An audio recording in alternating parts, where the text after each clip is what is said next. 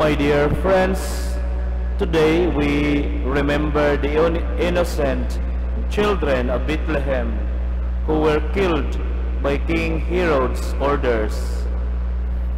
In the Gospel, King Herod was afraid of losing his power when he heard about the birth of a Messiah. He pretended to want to worship the child Jesus and asked the wise men to tell him where Jesus was. But an angel warned the wise men in a dream, so they did not return to Herod. Angry at being outsmarted, Herod ordered the killing of all boys in Bethlehem, 2 years old and under. Napakatusong itong si King Herod. Minsan sa ating mga buhay, tayo rin ay tuso, no? Pero walang makakapigil sa plano ng Diyos sa buhay natin. Hindi niya pinayagang mapatay ang batang Jesus kahit na nag-order ang king na ipapatay ang lahat. Ganoon na lamang ang kaniyang takot na baka siya'y mapapalitan sa kaniyang pangangasiwa o kaniyang kapangyarihan. Laging sumusubaybay sa atin ang anghel ng Diyos upang hindi niya tayo mailigaw ng landas. Ang plano ng tao ay hindi matutuloy. Kaya nga dapat nating irespeto at igalang ang plano ng Diyos sa buhay natin. Hayaan natin ang Panginoong Diyos ang gumawa sa ating mga desisyon sa buhay. Sa bawat desisyon natin, dapat ito'y may laging kakibat na panalangin bago gumawa ng desisyon. Manalangin, magdasal, hingin ang Espiritu Santo na siyang magbibigay liwanag para sa atin. Hindi yung tayo ang magdidesisyon ng lahat ng bagay. God protected Jesus by sending an angel to tell Saint Joseph to take the Holy Family to Egypt, a place where the Israelites once suffered as slaves. Later, Jesus would save all of us from the slavery of sin. The Holy Innocents reminds us of the value of life, even though they were unaware.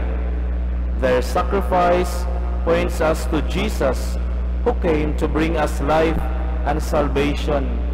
Hindi tayo yung magdidesisyon sa pagpapalaglag ng bata. Minamasakir natin ang mga maliliit na bata na nasa sinapupunan pa lamang. Pag kayo'y may planong ganyan, huwag na huwag ninyong gagawin. Hindi pinahihintulutan ng Diyos na tayo'y pumatay. Hindi pinahihintulutan ng Diyos na ating aalipustahin ang mga maliliit na bata. Bagkus tayo mga magulang ang siyang gumagabay nito kung paano tayo ginagabayan ng Diyos.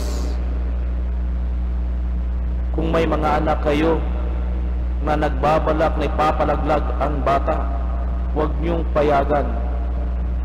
Kung minsan tayong mga magulang pa ang nagtutulak na ipapalaglag ang bata dahil sa kakahihiyan, kayo pong mga magulang ang magdidesisyon,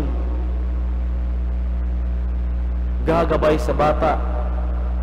Dahil kung minsan yung mga kabataan natin, lalong-lalo na sa mga kababaihan, nagtatago, nahihiya, para mawala sa kahihiyan, pinapalaglag yung mga bata. Para na rin kayong mga asawa ni King Herod. Kaya mga magulang, kayo po'y magbabantay sa inyong mga anak. Huwag mahiya. palakihin ang batang may pananampalataya sa Diyos. Matakot kayo sa Panginoon dahil balang araw tayo'y haharap sa Kanya kung ano ang ating pinanggagawa dito sa mundo. Huwag nating hayaan mamamatay ang papatayin ang batang nasa loob ng sinapupunan ng mga ina. Yan ay mga anghel. Yan ay likha ng Diyos.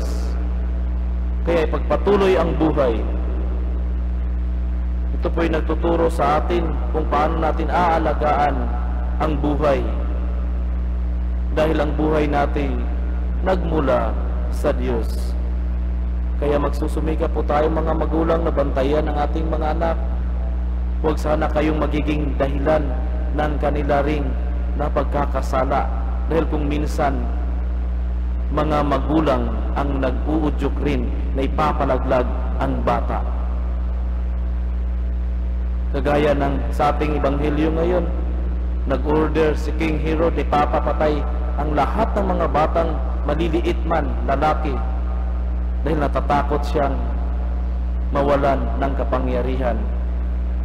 Kaya mga kapatid, ang isang panyaya sa ating ito, na sana po tayo tumulong sa mga magiging ina, na i-encourage natin sila, ipagpatuloy, na isilang ang sanggol, dahil yan ay anak ng Diyos. Amen.